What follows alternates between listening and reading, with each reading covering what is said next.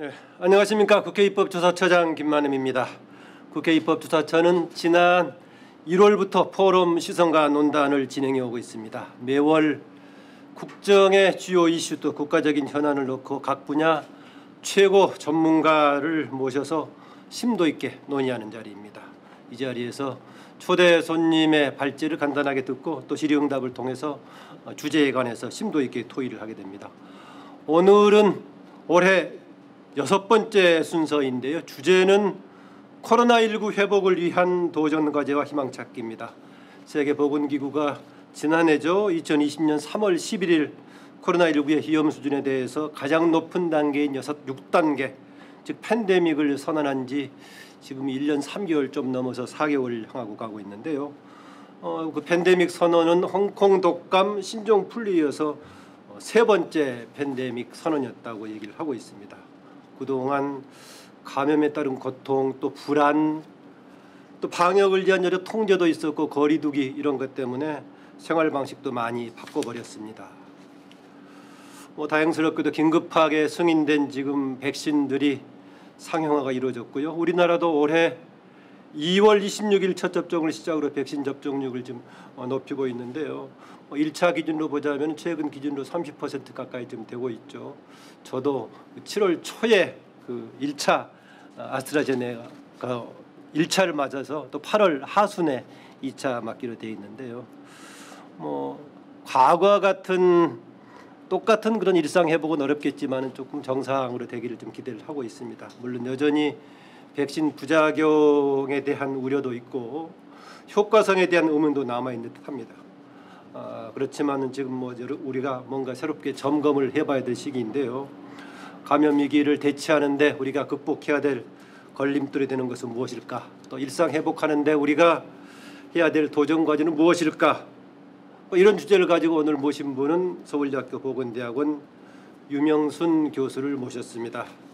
이 교수님은 건강과 환경 문제에 관해서 또 이거를 주제로 한 사회인식과 소통 문제, 또 보건의료체계 거버넌스 관련 등을 중심으로 그동안 연구 활동을 해오고 계십니다. 한국 헬스 커뮤니케이션 학회 회장도 역임했고요. 코로나19 위기 대응에 전문가로 참여하고 계신 이 분야 최고 전문가이십니다. 어서 오십시오. 안녕하십니까. 네. 오늘 토론회는 코로나19 방역 지침에 따라서 비대면으로 진행을 하게 돼서요.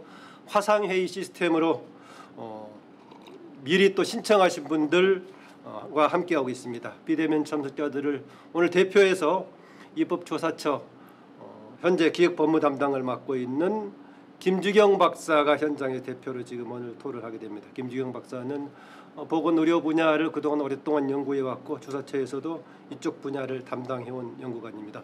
김주경 박사 소개합니다. 네, 안녕하십니까. 기획법무 담당관 김주경입니다. 네, 지정 토론자 외에 나머지 분들은 줌을 통해서 참석하고 있습니다. 온라인 참석자들께서는 채팅창에다가 의견을 주시면은요, 제가 대신해서 질문을 드리겠습니다. 의견 주실 때에는 긴 이야기보다도 확실한 질문 중심으로 한두 가지를 주시면 제가 대신해서 질문 드리겠습니다. 그럼 먼저 오늘 초대 손님 유명순 교수님의 모두 발언을 듣고 나서 질의응답 시간을 갖겠습니다. 교수님 부탁드립니다. 이렇게 중요하고 시의적절한 주제를 기획해 주시고 그리고 그런 자리에 저를 초청해 주셔서 진심으로 감사를 드립니다. 이런 자리일수록 토론이 저는 좀 중요하다고 생각을 하는데 그래도 제가 먼저 한 15분가량 나름대로의 내용을 정리해서 모두 발언을 드리도록 하겠습니다.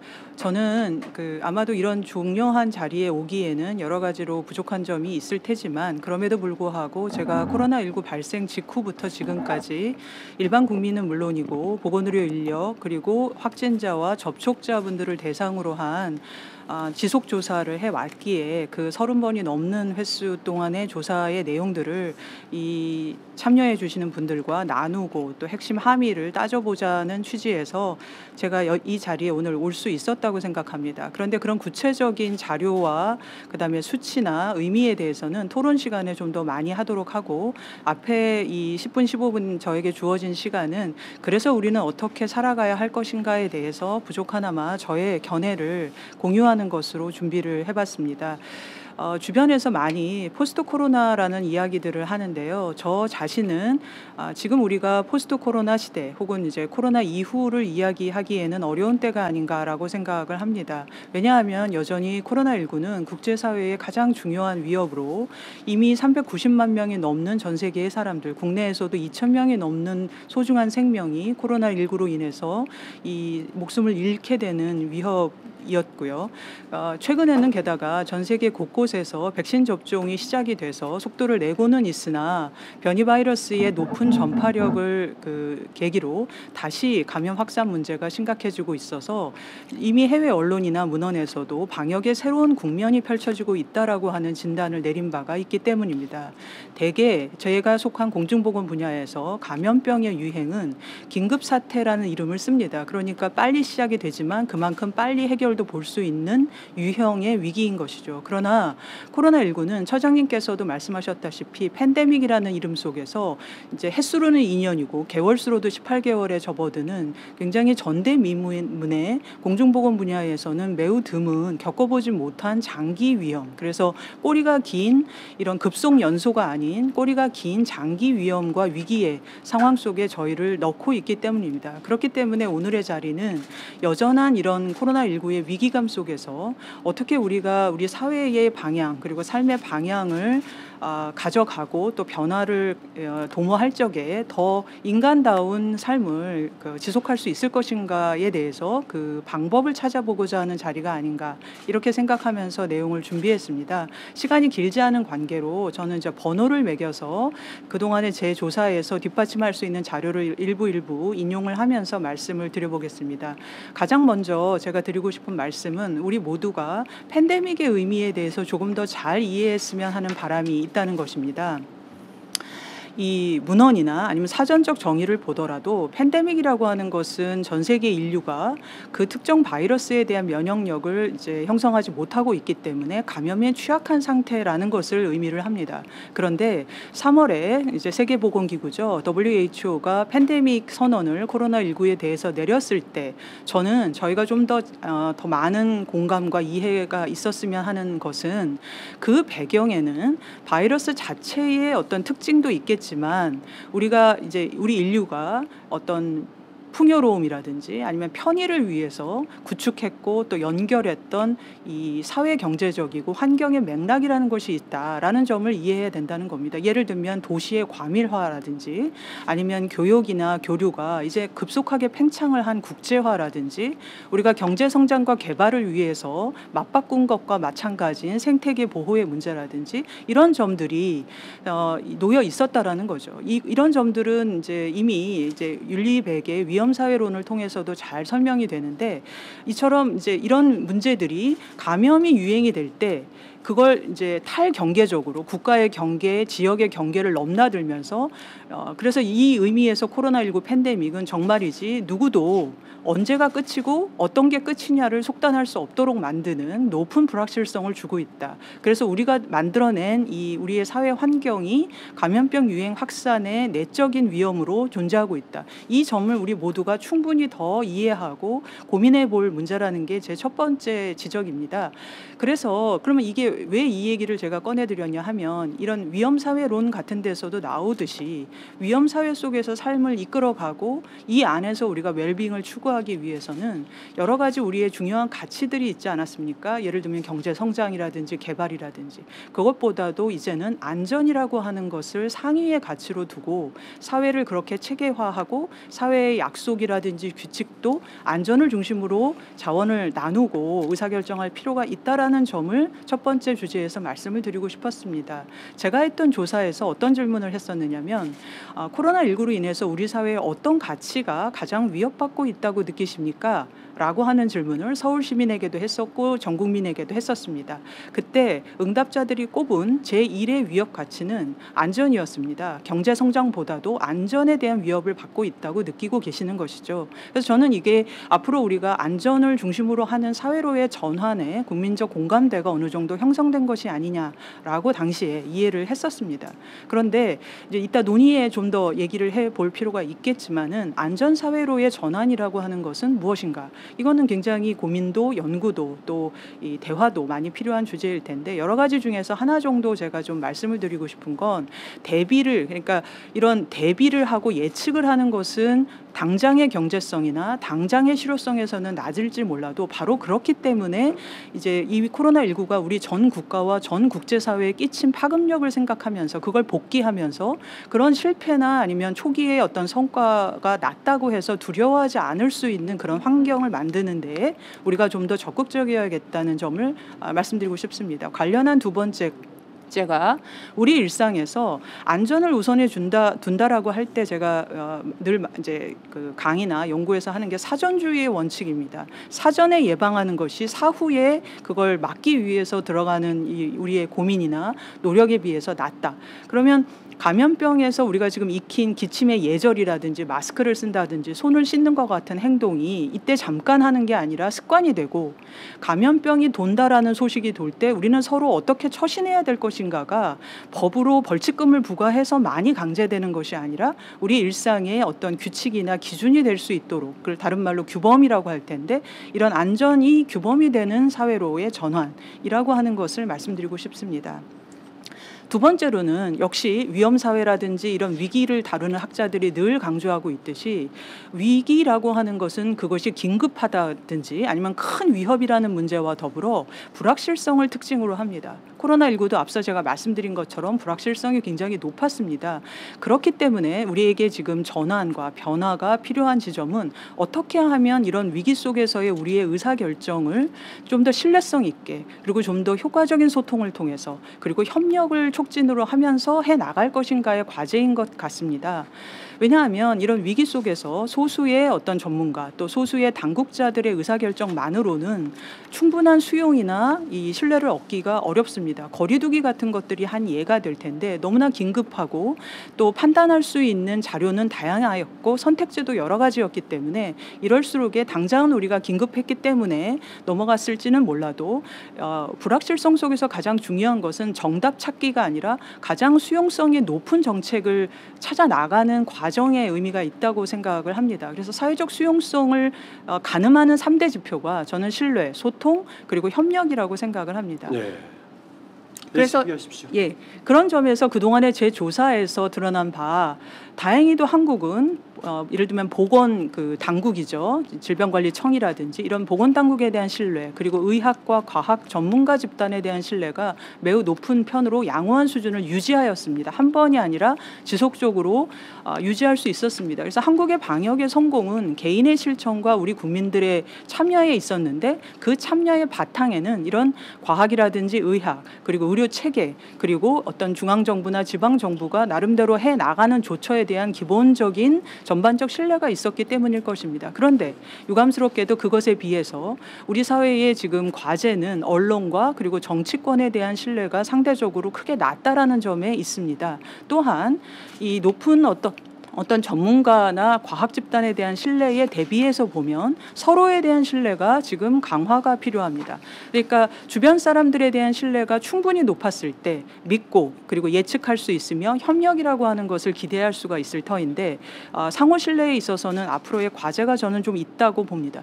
왜 우리는 상호 신뢰가 부족하게 되었을까를 생각해 보지 않을 수가 없는데 아마도 이 지점에서 규칙을 지키지 않는다든지 위반을 나는 이렇게 애를 써서 참여하고 있는데 그것을 위배하는 일에 대해서 예를 들면 충분한 그에 뒤따르는 처벌이 이루어지지 않거나 말로만의 처벌이 이루어지거나 아니면 그런 사람들이 아무런 이 미안함이나 이 문제 없이 생활하는 것을 볼 때 이것은 단순히 생각을 넘어서 감정으로까지 우리 국민들의 마음을 힘들게 하는 것일 수 있기에 어떤 대안을 우리가 찾아볼 수 있을 것인가에 대한 고민이 필요하다고 봅니다.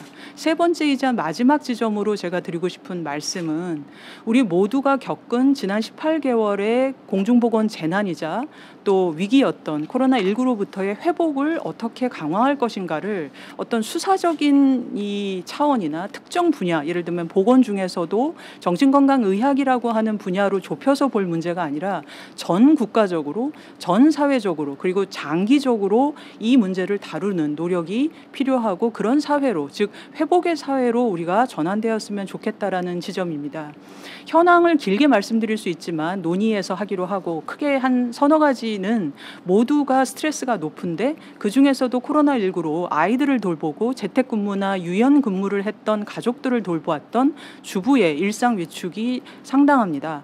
그리고 월 소득 200만 원 이하의 저소득층은 모든 정신건강 지표에서 다른 집단보다도 정신건강의 영향이 부정적이고 더 심각한 것으로 나타나고 있습니다. 특히 코로나19로 인해서 실직을 경험했거나 무급 휴가 상태에 놓여 있는 분들은 다른 집단에 비해서 우울군에 속할 비율이 다른 집단보다 유의하게 높은 것으로 나타나고 있었고, 보통의 사람들이라고 할지라도 코로나19가 아니었다면 그렇게까지 높지 않았을 스트레스, 불안, 걱정, 그리고 우려에 대한 이 점수가 상당히 높고 시간이 지날수록 그 고위험 스트레스 집단이 커지고 있는 문제를 발견하였습니다. 가장 심각하게는 현장의 보건의료 인력들의 탈진, 정서적 소진, 그리고 스트레스는 나아가서 이제 울분이라고 하는 불공정하다, 이거는 정의에 어긋난다와 같은 감정의 경험들이 나타나고 있다는 점입니다.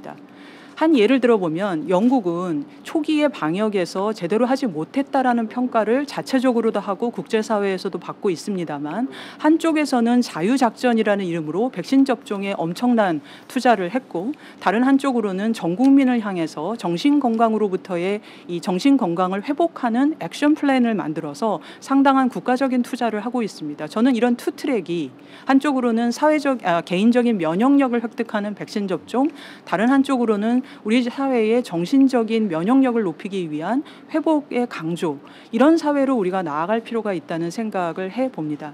네, 임홍승 교수님 고맙습니다. 네.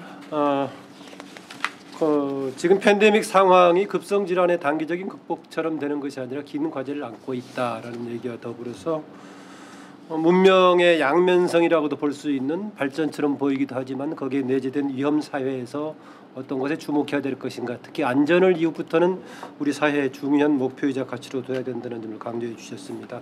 더불어서 정책의 주체들뿐만이 아니라 우리 사회 전반의 신뢰라는 사회적 자본에 대해 주목할 필요가 있다. 그리고 이후에 회복 과제에서 주목해야 될 부분에 얘기해 주셨습니다. 지금 아까 18개월 정도 우리가 됐다고 말씀하셨나요? 당시에 처음에 됐을 때는 아마 상당수 사람들이 그랬을 건데요. 기온이 높아지는 여름철이 되면은 이게 고온에 약하기 때문에 좀 회복이 될 거다라고 했었는데 이제 상시화됐고 여러 가지 심리적인 변화가 있었을 겁니다. 그동안에 임영승 교수께서는 그 국민들의 인식이라든가 심리 상태에 대해서 시기열적으로 조사를 해오셨는데요. 그때 초반에 시작했을 때 지금 이제 7월부터 조금 거리두기 약간 완화를 포함한 새로운 단계 조정이 이르기까지 몇 번의 변화라든가 분기점, 어떤 인식의 변화가 있었습니까? 어땠습니까? 예, 그 전반적으로는 우리 국민들의 인식, 코로나19에 대한 인식의 특징 첫 번째는 감염될 거다라는 가능성보다 감염이 되면 그건 나한테 심각한 일이 될 거다라는 인식이 높았다는 점입니다. 이거는 어느 시기를 막론하고 감염 가능성보다도 감염 결과의 심각성에 대한 걱정과 이제 인식이 높은 경향, 이게 첫 번째 특징이고 굉장히 흥미로운 일이다. 그럼 왜 우리는 감염될 가능성, 그러니까 방역 당국이라든지 전문가분들은 바이러스의 전파 가능성에 대한 강조를 하시는 데 비해서 실제 사람들은, 보통의 다수의 국민들은 그보다는 감염되면 이건 큰일이다라고 느낄까? 라는 점이 이제 흥미로운 내용이 아닌가라고 생각을 하고, 일단 이제 나열을 먼저 하면 두 번째 특징은 비슷한 1번에 어떻게 보면 이제 답일 수도 있는데, 확진될 두려움보다도 확진됐을 때 주변에서 받게 될 비난이나 확진으로 인해서 내가 감수해야 되는, 감당해야 되는 피해에 대한 두려움 인식이 작년 6월 정도 이후에는 좀 확진 두려움이 커졌습니다만 훨씬 더 높기도 했던 특징이 있습니다. 세 번째는 1차, 2차 대유행 때에 국민들이 뉴스를 보면서 느끼는 감정이 전체적으로는 불안이 가장 높은 감정이지만 두 번째 감정이 분노였는데요. 분노감이 1차 유행 이후 그리고 2차 대유행 이후에 올라가는 경향을 보였다. 즉 당시에 유행을 일으켰던 사안들을 보면서 불안을 넘어서 이제 분노를 느끼게 되는 게 있었다. 마지막에 인식상의 특징은 정서적 인식의 측면에서 방금 제가 말씀드린 것처럼 불안이나 분노 감정이 크게 들다 보니 이걸 감정 촉발이라고 하는데, 코로나19가 바이러스 문제로 이해가 되는 게 아니라 나의 일상과 그리고 나의 이 전망과 미래를 좌지우지하는 큰 외부적인 위협이다 보니까 전체적으로 스트레스 수준이 높고, 이 부분은 이제 코로나19가 사실상 우리나라 사망의 제1순위를 차지하는 암이라든지 심혈관계 질환보다도 지금 지배적인 위협으로서 인식이 되고, 이게 해외에 유사한 조사를 한 거를 보면 우리나라 국민들이 코로나19에 대해서 우려하고 걱정하고 두려워하는 정도가 꽤 큰 것으로 나타나고 있었습니다. 우선은 근데 긍정적인 점은 우리 국민들이 기본적으로 효능감이 좋으십니다. 뭘 하면 도움이 될 거다라는 이 어떻게 보면 실용적인 인식이 굉장히 높은 점수를 보이고 있어서 소위 한국 방역의 성공의 요인의 하나가 아닌가. 그러니까 마스크를 쓰면 도움이 될 거다라고 하면 해외처럼 이걸 이념적인 문제로 자신의 권리를 침해한다든가 이렇게 본다기보다 써서 유익하다면 성과를 내자라는 태도인 것이죠. 이런 것들은 굉장히 저는 주목할 만한 중요한 결과였다고 생각합니다. 네, 보통 질병의 위험성을 얘기하면 질병이 가지고 있는 치명적인 정도라든가 이런 거 되겠는데, 지금 이 교수님도 그렇게 말씀을 주셨고 또 다른 그런 일반적인 평가도 그렇습니다만은 이번 코로나19의 경우는 질병 자체가 가지고 있는 치명성 정도뿐만이 아니라 이것이 끼치는 심리적인 영향도 굉장히 크군요. 예. 그게 큰 이유가 세계적인 현상 때문이기 때문에 그런가, 아니면 초유의 지금 질병이기 때문에 그런 건가요? 다 있지 않은가 생각을 합니다. 그래서 예. 오히려 코로나19가 이 조사를 통해서 저한테 가르쳐 준 것은 진짜 우리가 이제 어떤 분야나 부처에 국한된 위기의 유형이나 그런 재난관리의 범주식으로 접근을 하는, 다른 말로 행정적인 접근을 해서는 안 되겠구나. 코로나19는 어찌 보면 공중보건 분야의 바이러스가 일으키는 유행이지만 그 영향의 관점에서 보자면 이 사회나 고용, 교육 뭐 모든 거를 관통하는 사회적 재난이고, 건강 재난이지만 사회적 재난이고, 그리고 경제적인 파급력과 한 몸이기 때문에, 그래서 그 점에서 저는 심리와 아니면 이런 사고의 이 인식이 이 의학적인 그 바이러스 반응만으로는 설득할 수도 없고, 국민들을 어떻게 대처하는 것이 좋다고 권고하기도 힘들겠구나. 그래서 우리의 위기나 재난 관리가 정말 범부처적이고 그러니까 보다 더 이 통합적인 총체적인 영역으로 나아가야겠구나라는 것을 저 자신은 공부할 수 있었던, 깨달아 볼 수 있었던 교훈이었다고 생각을 합니다. 예, 총체적인 대응책은 말씀하셨는데요. 뭐 다른 나라들의 경우 영국도 제가 어디 자료를 보니까 상당히 심리적인 대응책, 치유책도 같이 준비하고 있던데, 우리의 경우에 코로나19에 대한 대응책 제 기억으로는 2개 정도 같습니다. 하나는 거리두기를 포함한 이런 방역 대책과 더불어서 재난 지원, 경제적인 활성책 이 정도였는데, 지금 사회적 아니면 정신적인 건강 관련한 정부의 정책이라든가 다른 뭐 주체별로 그런 대응책 같은 것이 우리나라에도 시행이 되고 있나요? 어떤가요? 제가 알기로는 상당히 구체적인 여러 조처들은, 그리고 정책들은 실시되고 있는 것으로는 알고 있는데, 일반 국민들한테 인식은 좀 안 되고 있는 것 같은데. 문제는 그것이, 그러니까 말씀드린 것처럼 정작 국민이 느끼는 이 코로나19 위기 혹은 건강으로 시작된 위기지만 어떻게 보면 사회재난의 성격을 갖고 연쇄적인 데다가 누적되고 있는, 길어지니까요. 근데 이제 그런 것들을 좀 더 포괄적이고 일반적으로 이렇게 감싸 안을 수 있는 정책이나 제도보다는 그걸 막고 통제하는 것에 그러니까 좀 더 비중이 있는, 예컨대 거리두기 조처라든가 이런 이 처벌 기준이라든가 이런 게 좀 우선하는 면은 있는 것 같습니다. 그래서 이제 각 분야마다 여러 가지 이 의료 지원금, 그리고 긴급 응급 지원금과 같은 것들로부터 아이들을 돌보거나 교육 공백을 메우기 위한, 그리고 수당이라든지 이런 것들은 저는 충분히 노력들을 하고 있고 또 법과 정책에 따라서 집행되고 있는 것으로 알고 있지만, 처장님 말씀처럼 이게 정말 와닿고 크고 총체적인 것인가라고 하는 부분에 있어서는 좀 개선과 변화의 여지는 있지 않나. 어떤 이름을 붙여서 뭐 액션 플랜이 됐던 아니면 하나의 큰 어떤 정책 같은 이런 고민들도 충분히 해볼 수 있는 게 아닌가라고 생각합니다. 네, 비대면으로 오늘 시선과 논단 진행을 하고 있는데요. 지금 현장 참석뿐만이 아니라 줌을 통해서 참석하신 분들, 참여하고 있는 분들 많습니다. 유정아 우리 조사관이네요. 정진철, 정윤정, 원센 팀장, 김종갑, 박동찬 또 우리 내부의 심의관입니다. 이순기, 유웅조님, 송주아님, 또 우리 김준 실장 등 여러분이 참여를 하고 있습니다. 권태현 실장 참여를 하고 계시고요. 이승열, 김유향, 김열아님, 여러분, 조인식님 참여하고 있습니다. 채팅창에 질문 주시면요 제가 대신해서 질문을 드리겠습니다. 아까 국민들의 인식 말씀하셨는데요. 혹시 집단별로 심각성에 대한 인식이라든가 스트레스의 차이가 있어 보입니다. 상식적으로는 재난에 심각하게 피해를 입는 것은 우리가 많이 나와 있습니다. 소상공인이라든가 자영업자들만 피해를 입고 있다, 어려움을 겪고 있다는 것인데 대체로 어려움을 많이 겪는 사람들이 심리적인 스트레스도 많을 걸로 보이는데 그 외에도 뭐 다른 요인도 있어 보이는데 집단별로 어떤 특성 같은 거 있습니까? 어떻습니까? 예, 그 조사를 한 번이 아니라 이제 꾸준히 하다 보니 이게 이제 소위 패널, 그러니까 동일한 응답자를 30번을 한 건 아니지만 계속해서 조사를 했기 때문에 어떤 추세라고 하는 경향성을 엿볼 수가 있었는데요. 코로나19로 인한 이제 일상의 위축이라든지 이 지점에 있어서는 초기에는 대구 경북의 주민들께서 굉장히 큰 일상의 변화를 경험하셨습니다.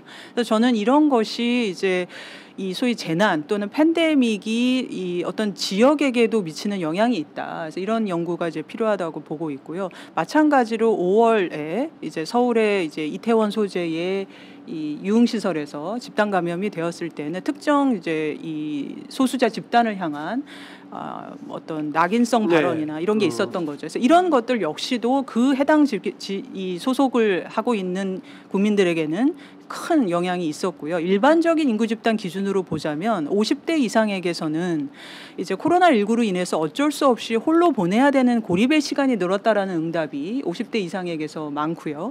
20대를 중심으로 한 청년층은 코로나19로 인해서 해야 되는 중요한 일을 하지 못하고 그것으로 인해서 답답함을 느끼거나 우울함을 느낀다라고 하는 응답들이 다른 연령층보다 높게 나타났습니다. 장래에 대한 불안감도 섞여 있겠군요. 그렇습니다. 상태 예, 그래서 예를 들면 결혼식을 제때 할 수 없었다. 취업을 하려고 해도 기회가 없었다. 친구와 중요한 약속이 있었는데 어쩔 수 없었다.와 같은 대답들은 청년층에게서 나타나고 50대 이상에게서는 방금 말씀드린 것처럼 어쩔 수 없이 내가 홀로 있어야 돼. 예를 들면 어르신 시설이 문을 닫고 그리고 주변의 모든 관계로부터 내 자식들을 보호하기 위해서라도 참아야 되기 때문에 그런 고독과 고립의 시간이라고 하는 것들이 있었다. 전체적으로 보자면 이제 그 아까 말씀드린 것처럼 이제 해외에서 적용하는 척도를 적용했을 때 스트레스 수준이 있는데 그 스트레스 중에서 고위험 스트레스 집단의 비중이 시간이 갈수록 올라가고 있다라는 점에서 저는 소위 말하는 전 국민의 스트레스 관리나 완화에 대해서 그리고 어떻게 하면 조금이라도 긍정적인 회복 심리를 높여드릴 수 있을 것인가에 대해서 어떤 한 번이나 아니면 어떤 재난심리지원센터와 같은 기존의 인프라를 활용한 노력도 중요하지만 전 사회적으로 이게 이제 아무래도 뉴스에서 우리는 새롭지만 부정적인 것들을 많이 봅니다. 공포를 느끼게 되고 불안을 느끼게 되는 거를 많이 보는데 이게 하루 이틀이 아니라 2년 차에 들어가게 되면 이제 기본적으로 좋게 말하면 받아들이는 정도는 올라가지만 우리도 인식하거나 인식하지 못하는 상태에서 우리의 공포와 불안이 굉장히 높아져 있는 상태가 되는 거죠. 그래서 이런 문제들을 조사를 통해서 엿볼 수가 있었습니다. 혹시 그 집단별 특성 중에서 일부 언론들의 보도에 따르면은 코로나 이후에 가정 내에서 갈등이라든가 폭력 같은 것도 연관지어서 해석하던데 그런 구체적인 실증 자료들도 있습니까? 예, 조사를 했었는데 이제 다행스럽게도 아무래도 이제 설문조사에 응답하신 분들 중에서는 코로나19로 인해서 가족과의 관계가 더 나빠졌다고 보기보다는 좋아졌다라고 보는 응답들이 상대적으로 많기는 했습니다. 그러나 다른 조사이긴 한데 저는 한국 사회의 울분에 대해서 관심이 있고 그래서 한국 사회의 울분에 대한 조사를 하는 가운데 지난 1년 동안 그러니까 코로나19 1년 동안 집에서 이제 언어 폭력 혹은 신체적 폭력을 경험을 했는지 여부를 이제 조사를 했었는데요. 그런 경험이 있는 분들의 정신적 스트레스나 울분감이 올라가는 경향성을 볼 수 있었기 때문에 일반 국민을 대상으로 했을 때 코로나19로 인해서 가족 관계가 나빠졌거나 아니면 어떤 언어나 신체적인 모욕과 폭력을 경험한 정도는 유의하거나 주의할 만큼 높지 않았지만 그런 경험이 있는 사람들은 없는 사람들에 비해서 이 굉장한 정신적인 스트레스나 아니면 트라우마적인 이 불안과 우울의 경험, 분노의 경험이라는 것이 높은 것은 확인할 수가 있었습니다. 네, 그게 이렇게 어려운 환경에서는 양면성이 있을 수가 있겠는데요. 어떨 때는 사회적인 유대감을 오히려 촉진시키는 요인이 될 수가 있겠고 어렵다 보니까 그렇죠. 서로 갈등 요인이 생길 수 있을 겁니다. 예컨대 그 80년 5.18 때 주먹밥 얘기가 나오듯이 어려운 환경에서는 서로 이렇게 연대 의식이 살아날 수 있고 한데 지금 그 사회적 자본, 사회적 신뢰 차원에서는 코로나 이후에 스트레스라든가 이런 상황에 부정적인 요인이 더 크다고 보십니까? 아니면은 연대에서 극복하다는 이런 그 부분이 더 크다고 보십니까? 어떻습니까? 저 같은 이제 공중보건학자 입장에서는 이제 세 가지를 굉장히 중요하게 보는데, 우리가 사회적인 신뢰 자본을 확충하기 위해서는 일단 스스로가 좀 긍정적인 마음이 있어야 되고, 또 관계에 있어서 차별하거나 낙인하거나 비난하지 않도록 돼야 되겠고, 더 중요하게도 저같이 이제 이런 그 개인이 아니라 인구 집단이나 사회 건강을 신경 쓰는 입장에서는 차장님 질문이 정말 감사한 것이, 저는 이럴수록의 사회적인 제도와 법에 중요하다라는 걸 느끼게 되는데요. 좋은 이 재난 대응의 제도와 법이 있으면 이미 많은 학자들이 지적한 것처럼 문제를 불확실하고 불안하게 느끼게 하는 게 아니라 예측 가능할 수 있도록 해줍니다. 두 번째로 좋은 사회적 제도와 법이 있으면 그 자체가 어떻게 보면 협력을 촉진할 수 있게 되는 거죠. 근데 그런 게 마련돼 있지 않으면 급급하고 일단 나를 보호해야 되다 보니까 나에게 해를 미칠 수도 있다는 잠재적인 어떤 주변에 대해서 의심을 하거나 굉장히 불안해하게 되고 못 믿게 되는 거죠. 그래서 이번 조사에서 내 주변의 사람들이 코로나19에서 역할의 중요성 대비 기여도가 얼마나 되냐라는 질문을 작년에 했었을 때, 올해 이제 다시 하게 될 건데요. 변화가 있기를 바랍니다만, 작년의 조사에서는 이 보건 당국이나 전문가들에 비해서 내 주변의 보통 사람들은 나보다도 중요성은 똑같이 있는데 기여한 거는 나보다 적다라는 이제 대답들을 하고 있다는 거죠. 이 점수가 올라갈 수 있도록 하려면 물론 스스로 우리가 서로 잘해야 되는 것도 있지만 서로 잘할 수 있는 여건을 만들어주는 것, 이게 저는 사회 신뢰에 있어서 이번 코로나19를 통해서, 그래서 이 자리에 올 수 있었던 여러 동기 중에 하나이기도 한데, 그런 좋은 안전하면서도 서로의 협력을 촉진할 수 있고 차별이나 어떤 배제를 줄이고 예방할 수 있는 그런 제도와 법 마련에 좀 힘써주시기를 바라는 마음이 있습니다. 네, 오늘 그 시선관 논단에서는 뒤쪽에 가서는 마무리 방향으로 정리를 하겠습니다만은 중간에 질문들은 이것저것 섞여서 드릴 수밖에 없습니다. 이게 줌으로 참석하신 분들의 의견도 있고 소화를 해야 되니까는요. 잠시 이따 김주경 박사 준비해 주시고, 유홍조님의 질문이 이런 게 있습니다. 코로나 팬데믹으로 인해서 우리나라 보건의료 체계가 혁신하는 계기가 된 측면도 있을 것 같습니다. 대표적인 부분이나 사례가 있으면은 말씀해 주시면은 감사하겠습니다라는 유홍조님의 질문입니다. 어떻습니까? 아주 저는 이 좋은 질문 주셔서 감사하고요. 이제 혁신의 범위를 어떻게 보느냐에 따라서 다르긴 하겠지만, 제가 직접 관여한 것은 아니지만 소위 한국 방역의 성공 요인이자 사례로 널리 알려진 것들이, 일단 이 다수의 전문가들이 긴급한 상황 속에서 최선을 다해서 논의하고 찾아내는 해결 솔루션들, 예를 들면 생활치료센터 같은 것들, 이 한 예가 될 수 있을 것 같고요. 원래 엄격하게만 생각하면 도저히 안 될 것만 같았던 환자 분류 체계에서, 그러니까 일반 분들에게는 널리 알려지지 않았을지 몰라도 저는 이제 특히 의료 전문가 분들에게 존경의 마음을 보내는 게, 1차 대유행 때 엄청난 그런 긴급함과 압박 속에서도 예를 들면 생활치료센터의 아이디어를 낸다든지 드라이브스루와 같은 아이디어를 낸다든지, 어떻게 하면 환자를 빠르게 그러면서도 안전하게 중증도에 따라서 분류를 할 것인가. 물론 개선의 여지는 여전히 많이 있습니다만, 저는 그런 것들이 소위 의사결정과 정책적 혁신의 사례가 될 수 있다고 보고요. 선제검사라든지 이 취약층을 위해서 찾아가는 여러 가지 서비스들도 우리의 능동성이나 아니면 빠른 접근성을 통해서 할 수 있었던, 이제 작던 크던 혁신의 사례다. 그리고 특히 한국의 경우는 방역에서 역시 개선의 점이 있고 이면은 있다고 생각을 합니다만, 그러니까 정보통신 기술을 결합을 해서 적극적으로 역학적 조사를 하고 정보통신을 결합해서 백신 접종을 안내하고자 하고, 그런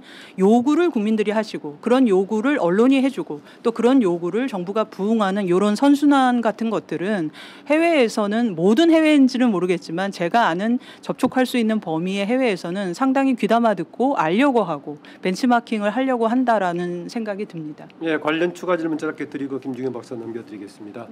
관련해서 지난해 제가 8월로 기억하는데요. 지금 지역 의료의 문제, 공공의료의 문제 관련해서 정부 정책 방향이 의대 정원 확대, 공공의대 이렇게 신설 등등 얘기가 나왔는데, 의협에서는 반대를 해가지고 갈등이 있었는데 그 이후에 어떻게 진전이 됩니까? 또 유 교수님 어떤 생각이십니까?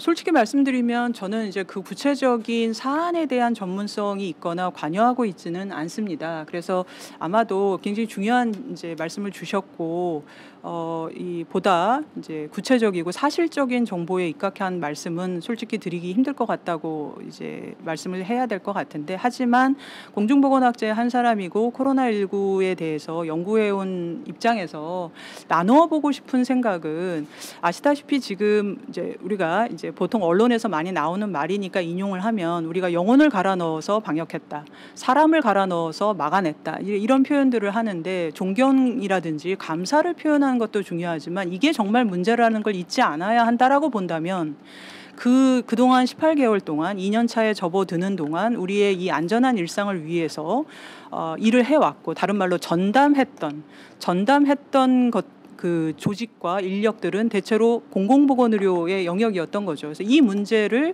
이번을 계기로 이제 강화하고, 강화 안에는 확대가 있고 증가가 있겠지만 유지 지속 가능하게 하는 개선은 피할 수 없는 중요한 과제다라고 봅니다. 더 중요하게는 민간 보건의료기관의 높은 수준의 서비스를 이런 국가적인 건강보건 재난 상황에서 활용할 수 있어야 되기 때문에, 이걸 지금이 아닌 더 안정적인, 그러니까 항시적으로 순환을 하다가 긴급이나 응급 상황이 되면 빠르게 연동할 수 있는 그 체제를 고민하는 것 또한 미룰 수 없고 더 이상 밀릴 수 없는 과제다. 마지막 하나는 특히 의료 인력의 질, 그러니까 중증 환자를 돌보는 간호 인력과 의사 인력, 기타 보건의료 인력의 이 수준을, 다른 말로 숙련도를 높이는 것을 엄청난 투자를 필요로 한다. 왜냐하면 저희가 1차 유행 때 상황이 급박하다 보니 알렸고 많은 분들께서 응해 주셨습니다만, 그 모든 분들이 중증 환자를 돌볼 수 있는 정도의 수준이 됐다라고 보기는 어렵습니다. 중증 환자를 돌볼 수 있는 인력들은 계속적인 훈련과 교육이 제공되었을 때 가능하고, 또한 간호사나 이런 의료인들이 이 병원을 떠나지 않도록 해주는 정책이 또한 있어야지만 저는 가능한 일이라고 봅니다. 그래서 이런 두세 가지 측면이 이제 지금, 그러니까 코로나가 끝나서가 아니라 코로나가 여전한 지금부터 더 적극적으로 논의돼야 되지 않는가라고 생각을 합니다. 네, 김주경 박사. 네, 저는 다시 감염병 낙인과 관련된 비난에 대한 두려움, 이 부분으로 다시 조금 돌아가 보겠습니다. 세계보건기구는 감염병이 낙인과 혐오, 차별의 요인으로 작용하지 않도록 해야 한다라고 계속 권고해 왔습니다.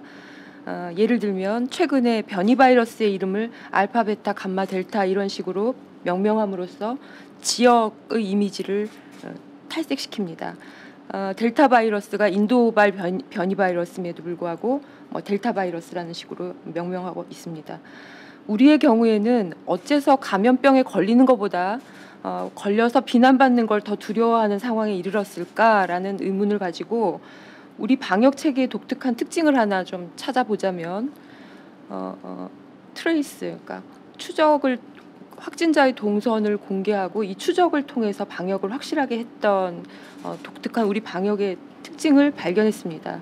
여기 제가 이제 교수님께서 30차례에 걸친 인식조사를 하셨다고 하니까, 예를 들면 대구 신천지, 이태원 성소수자 클럽 이런 사건들이 있었을 적에 혹시라도 인식조사에서 낙인에 대한 두려움이라든가 아니면 비난에 대한 두려움이 더 커졌다든가 하는 이런 징후를 발견하신 적이 있는지, 예, 그런 얘기를 듣고 싶습니다. 예, 그 증거는 이제 그러니까 어떤 뒷받침할 수 있는 자료는 있습니다. 우선 제가 했던 조사에서는 이 소위 귀하께서는 언론이나 아니면 SNS 소통 속에서 어떤 그 혐오나 이런 차별적 발언을 접한 적이 있습니까?라는 질문을 먼저 한 뒤에 누구를 대상으로 한 거였습니까를 이제 선택지를 주고서 고르게 한 질문을 여러 번 했었는데요.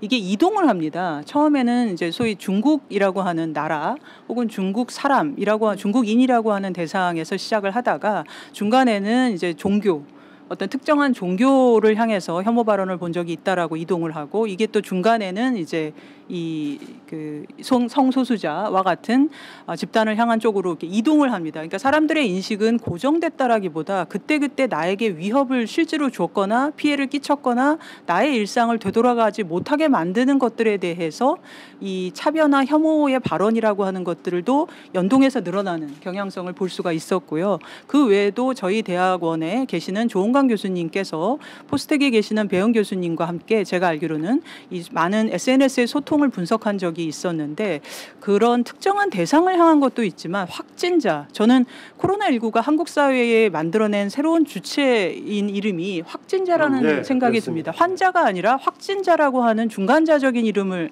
갖게 되었는데요. 확진자의 의미는 지금은 다행히도 많이 좋아졌습니다만 초기 특히 작년 초와 그리고 2차 유행 그 전후에서는 확진자가 곧 잠재적인 어떤 욕설이나 아니면 비난의 대상이 되는, 그러면 실제로 제가 조사를 했을 때 2번에 걸쳐서 실제 확진자분들에게 조사를 했을 때는 내가 아예 이 병에서 낫지 않을까 봐 두렵다 대답보다 내가 지금 이 확진이 되어가지고 주변에서 나와 내 가족과 내 아이들, 내 직장에 쏟아질 그 비난과 피해가 두렵다의 대답이 더 높아서 개인적으로 굉장히 걱정을 했었습니다.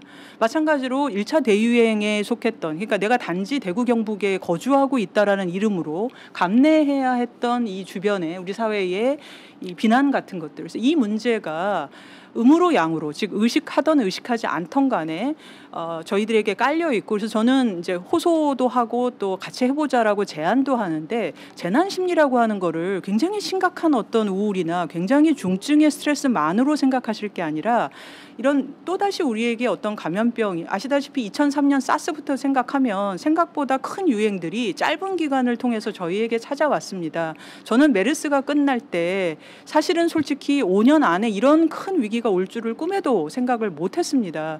언젠가는 올 거라고 생각했지만요. 그래서 다음이 1년 뒤가 될지 10년 뒤가 될지 아무도 장담할 수 없다면 우리가 또 다른 감염병의 유행이 왔을 때 확진자라는 이름에 무엇을 부여할 건가. 한편으로 보자면 감염이 됐구나, 빨리 나아야지, 어서 몸을 돌보세요 라고 하는 사회에 우리들이 있을 수 있고, 또 하나는 왜 걸렸어, 왜 거기를 갔어, 왜 그렇게 처신했어 라고 비난을 하는 극단의 모습이 있을 것입니다. 이 중에서 우리가 어느 정도의 지점에서 처신하고 또 서로를 대하는 게 좋을지에 대한 고민이 있는 것 같습니다. 예전 다른 감염병에서도 이렇게 확진자라는 용어를 쓴 적이 있었습니까? 메르스 때도 확진자라는 표현을 썼지만 이제 네. 그 당시의 고민은 슈퍼 전파자라고 하는 이름으로 이제 특정한 그 환자에게 번호를 매기고, 예전 기사를 생각해 보시거나 떠올려 보시면 특정 환자에게 번호를, 사람인데도 뭐 몇 번 환자 이렇게 하면서 이제 슈퍼 전파자라는 이름으로 그 개인의 비난이나 아니면 어떤 잠재적인 피해를 줄 수 있는 경우는 있었지만 확진자라는 이름이 우선은 이제 우리 코로나19가 지역사회 감염이었기 때문에 많은 사람들이 나오기는 했는데요. 환자라는 이름보다는 확진자가 훨씬 많았죠. 그건 이번이 좀 특이할 만한, 그래서 계속 이렇게 하는 게 좋은가? 에 대해서, 그러니까 감염 환자라고 하지 않고 확진자라고 한 건 그게 그만큼 그렇게 심각한 질병이 아니라는 뜻일 수는 있어도 이게 사회성을 굉장히 부여하고 있고 책임이라고 하는 것들을 부과하는 것이기 때문에 이 부분에 대해서 이제 저희 보건사회학자나 아니면 다른 분야의 전문가분들과 또 국민들과도 생각해볼 거리가 아닌가라고 생각을 합니다. 네, 그런 것 같습니다. 그게 격리 조치라든가 거리두기 차원에서 이제 확진이라는 개념이 많이 쓰였던 것 같은데 이후에 계속 그 용어가 적절한가 생각해 볼 필요가 있는 것 같고요. 한인상님의 질문에 이런 게 있습니다. 그동안에 코로나19에 대체로 잘 대응했다는 여러 가지 평가, 잘 극복해오고 있다는 평가들인데 이 과정에서 특히 이제 보건업 분야에 종사하는 분들의 노력이 컸다. 그런데 코로나19가 장기화되면서 그 분야 종사자들의 어려움, 노동 조건 열악해질 수밖에 없는데 이 문제에 대한 대처하기 위한 현장에서 구체적인 어떤 요구들이 있었는지, 또 여기에 대해서 호응해서 어떤 대안들이 나왔는지에 대한 질문입니다. 예, 역시 저는 이제 인력 정책 전문이라고 스스로는 말할 수가 없어서 일반적인 말씀만을 드리지만, 질문을 주신 선생님께 감사드리는 것이 그 공감대와 공론화를 크게 일으키는 것이 저를 포함한 공중보건의 과제이기도 하고, 또 오늘 이 자리에 참여해 주신 분들께 제가 부탁드리고 싶은 말이기도 합니다. 우선은 국민들께서 문제의 심각성을 이해하시고 이게 왜 바뀌어야 하는가에 대한 의지가 수렴될 때 모든 일이 또 시작돼서 추진될 수가 있을 텐데요. 아시다시피 이제 18개월에 접어들면서 작년 2월, 그러니까 올해 2월 26일부터는 백신 접종이 국내에서도 시작이 되었습니다. 이게 모든 의료기관으로 확대된 것은 아직이고 또 지금 확대 중입니다만 여전히 접종 센터를 중심으로 해서 접종이 이루어지고 있다 보니 원래 게다가 또 새로운 유행 국면이 변이 바이러스에 의해서 생겨나고 있다 보니 초기에 이 의료 인력들의 헌신과 고생이라고 하는 것도 물론이지만 지금은 이 보건소에서의 인력들의 소진도 만만치가 않습니다. 최근에 여러 기사나 글에서도 아마 접하실 수가 있을 텐데 보건소장님들께서 직접 나서셔서 이 문제를 알리고 예를 들면 초과 근무가 100시간이 넘어가는 이런 문제들을 지적하신 바가 있습니다. 저는 제 조사에서 역학조사관 분들을 인터뷰했고 그리고 전국의 그 코로나19 환자 인력들에 대한 조사를 했고 또 특정 도적 경기도에서 보건의료 인력들에 대한 조사를 했는데 첫째는 일단 초과 근무가 많습니다. 이 초과 과도한 노동은 위험합니다. 그러니까 그걸 통해서 저희가 득을 본 건 있을지 몰라도 본인 그 의료 인력 자신에게도 위험하거니와 결과적으로 저희들에게도 위험할 수 있습니다. 그래서 이 문제를 바로잡아야 한다라는 문제의식이 더 많아져야 되고요.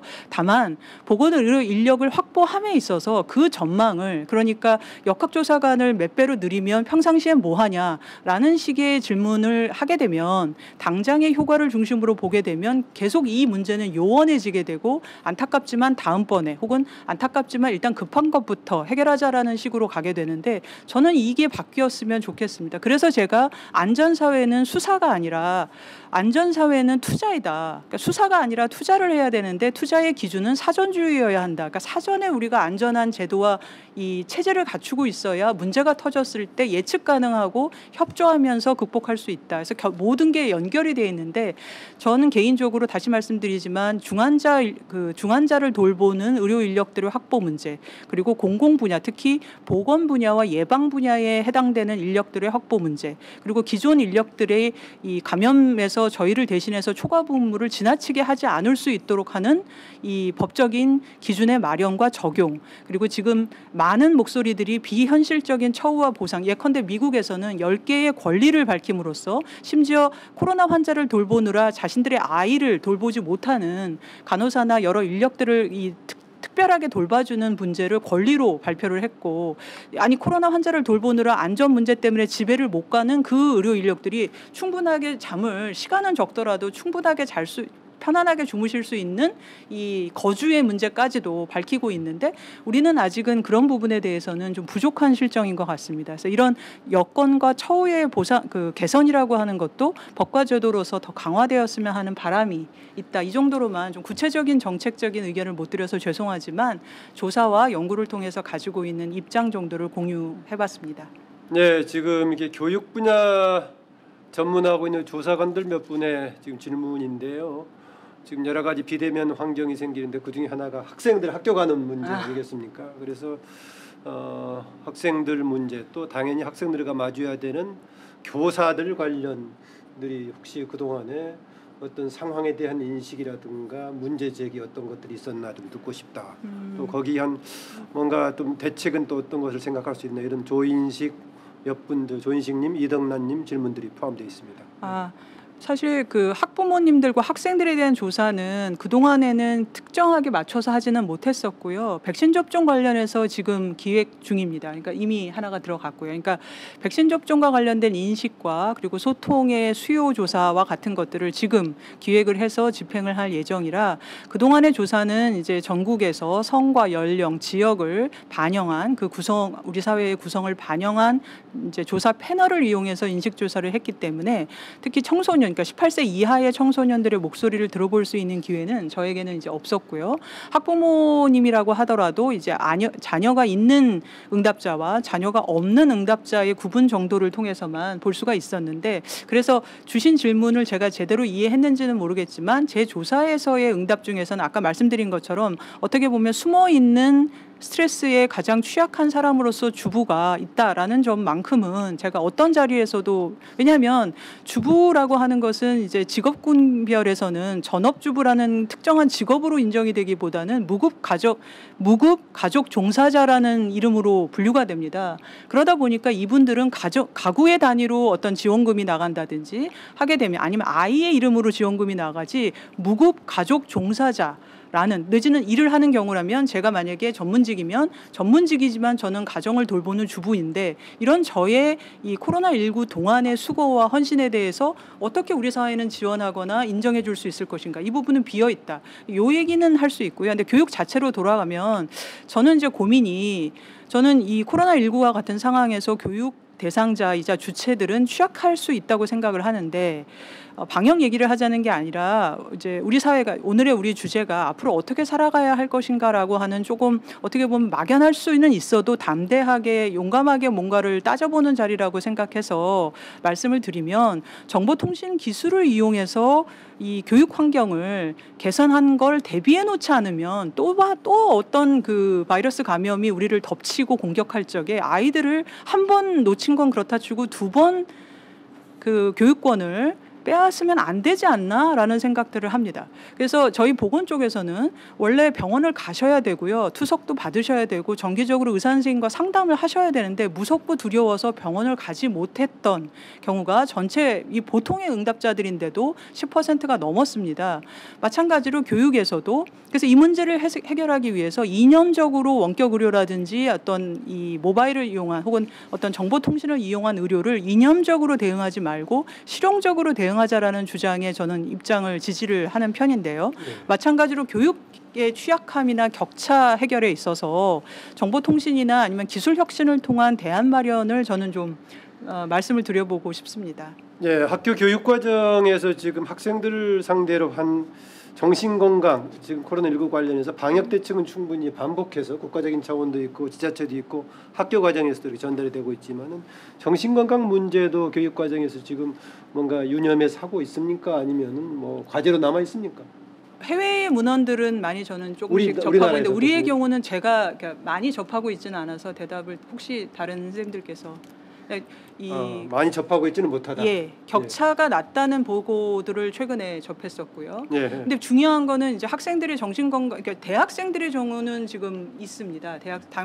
당장 제가 속한 대학에서도 대학생들의 스트레스나 우려에 대한 조사들은 좀 해보고는 있는데요. 경청하거나 수기하는 과정은 매우 부족해서 좋은 지적이시라고 생각합니다. 근데 청소년들에 대해서 이 문제에 대해서 본인이 당사자인데 당사자로서 어떤 스트레스를 겪고 있고 어떤 문제를 경험하고 있는지에 대해서는 아마도 재난심리 트라우마 센터라든지 이런 곳에서 연구한 바가 있지 않을까 생각을 해봅니다. 그게 이행이 되려면 국가적인 전체 차원에서의 주요 정책이 됐을 때 하부 단위별로 이렇게 진행될 것 같은데 정부에서 구상이라든가 아마 실행을 하고 있을지라도 서두에서 말씀드렸다시피 그래서 전국민 대체로 가기는 안 되고 그렇죠. 있죠. 전국민 그러니까 전국민 정신건강 회복 실행 방안 이런 게 이제 제가 아까 언급했던 영국의 이름을 가져온 건데 이런 게 그 어떤 나라가 잘하고 있냐 못하고 있냐를 떠나서 좀 전 국민을 대상으로 하고 이 안에 교육 주체인 이 청소년까지를 포함하는 어떤 실제로 스트레스를 경험해서 그분들을 도와주는 서비스에서 좀 더 나아가서 더 크게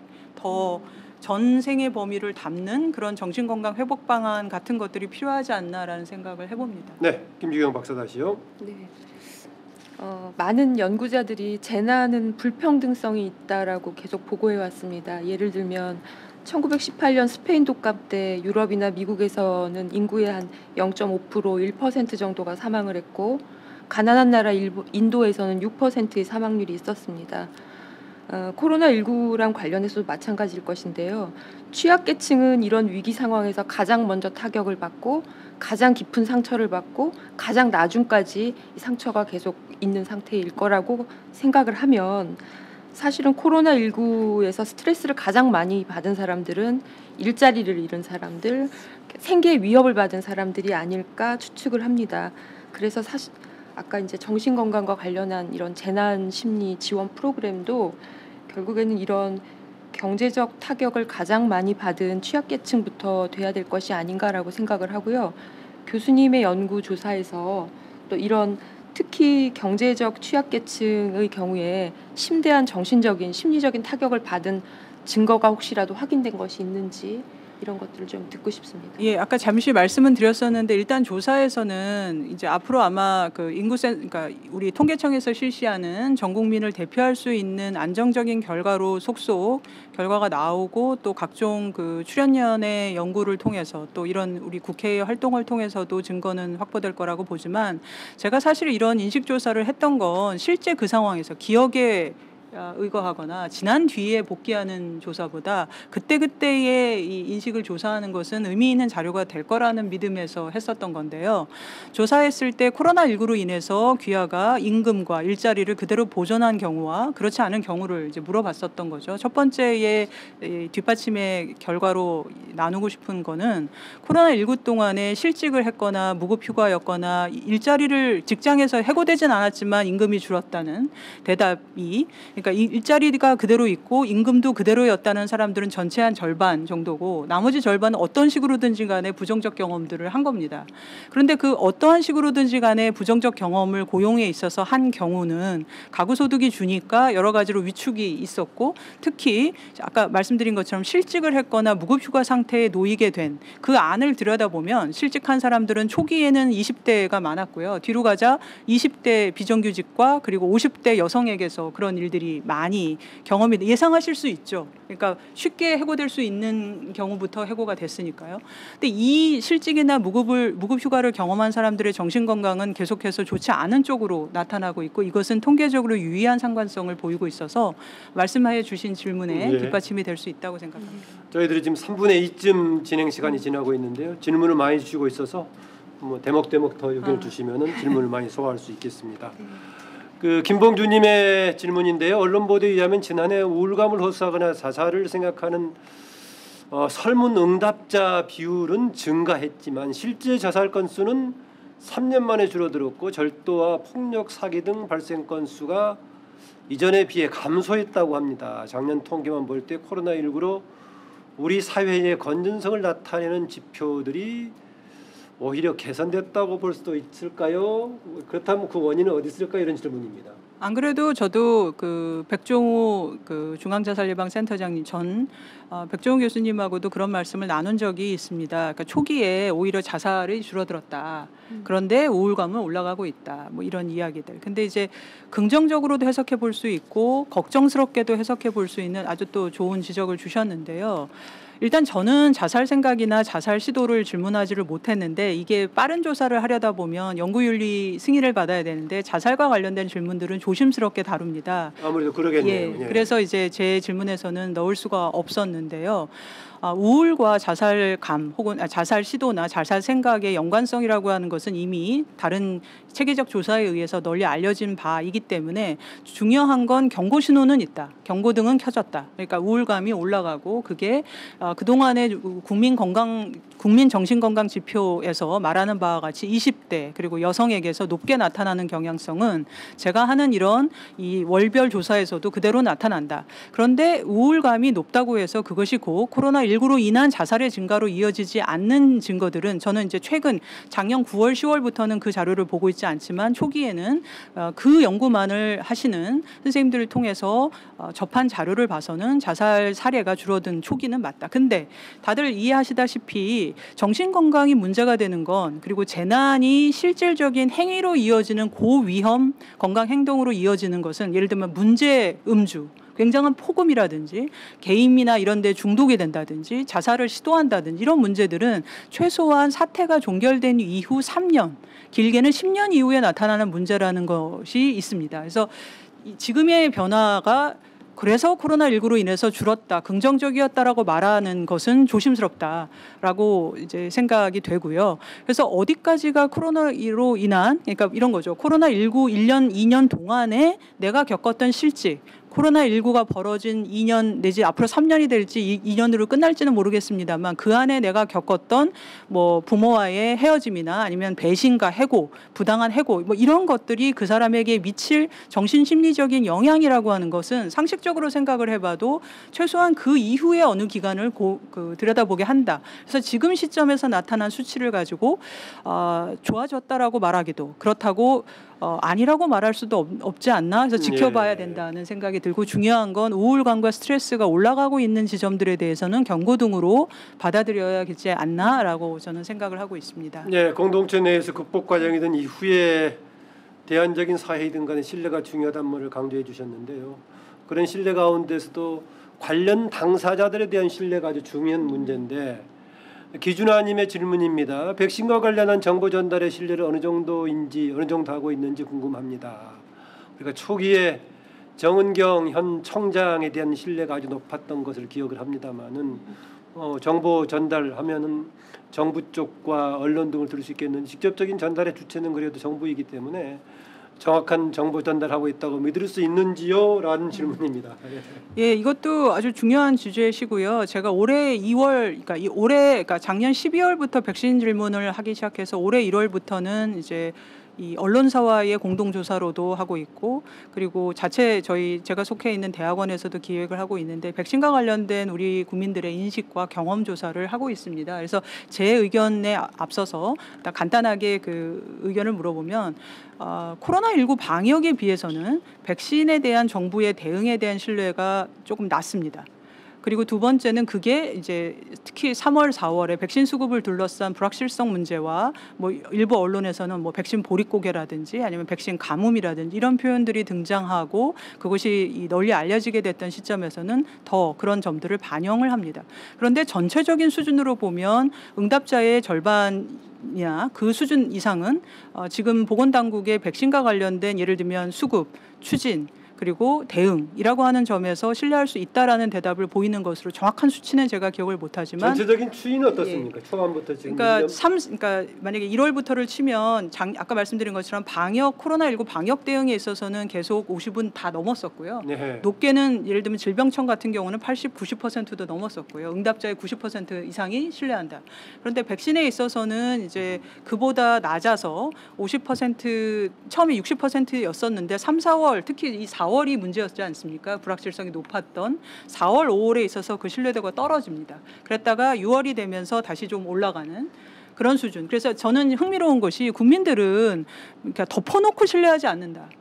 그러니까 국민들은 충분히 어떤 분들은 우리 국민들은 잘 모르고 덮어놓고 믿는 거 믿고 안 믿는 거 안 믿는다고 하지만, 저는 제가 그런 면에서 낙관주의자라고 보실지 몰라도 어떻게 정보를 제공하는가, 어떤 정보를 제공하는가, 그리고 언론과 그다음에 이 정치적 의사결정자들은 어떻게 이 문제를 알려내는가라는 것으로부터 우리의 인식은 주관적으로 형성이 되고 굉장히 변동할 수 있다라는 점입니다. 그래서 노력을 계속해야 된다라는 점이 이런 자료에서 뒷받침이 되는 게 아닌가 생각을 합니다. 네, 그러니까 백신 관련한 시기에 조금 신뢰도가 떨어졌다라고 말씀하셨는데요. 그게 수급이라든가 정부 발표 그 자체에 대한 논란이었습니까? 아니면은 효과성에 대한 염려가 영향을 미쳤다고 보십니까? 우선 질문은 일반적으로 하기 때문에 백신에 대해서 정부와 보건당국의 대응을 얼마나 신뢰하느냐, 이렇게 질문을 할 때는 그 안에 다 녹아 들어가 있는데, 별도로 주관적으로 판단하셨을 때 어떻습니까?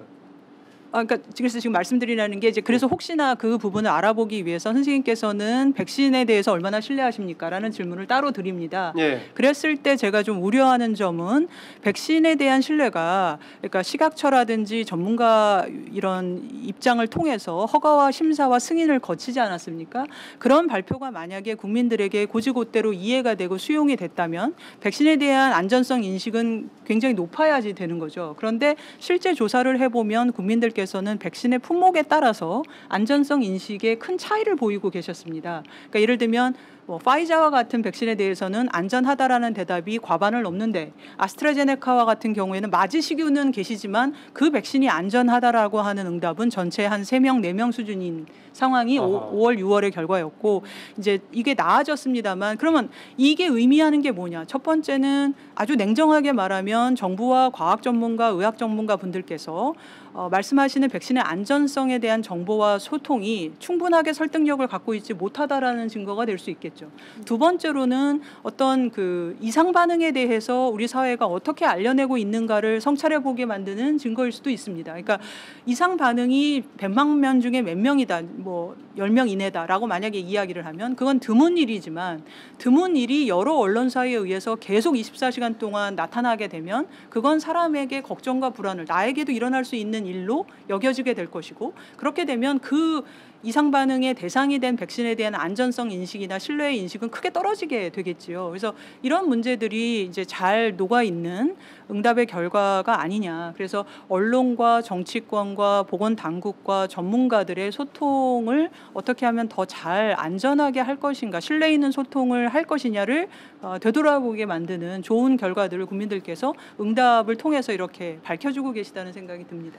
네, 지금 언론 말씀하셨는데 김여라님의 질문입니다. 그 관련한 지금 언론의 감염병 보도를 국민들이 어떻게 인식하는지에 관한 조사가 있나요? 또 보시기에 언론이 이제 정부가 발표하는 것을 전달하는 역할도 하고 또 재해석 평가하는 역할도 하는데요. 언론에 대한 국민들의 인식, 또 이 교수님이 봤을 때 언론의 역할을 어떻게 보고 계시는지 그렇습니다. 저는 이제 개인적으로 이 공중보건 위기에서 언론은 정말로 중요하다고 생각합니다. 예를 들면 저 같은 사람이 아무리 설사 좋은 생각을 가지고 있어도 언론이라고 하는 큰 그 소통의 주체가 없어서는 모든 국민들에게 알려질 수가 없을 것입니다.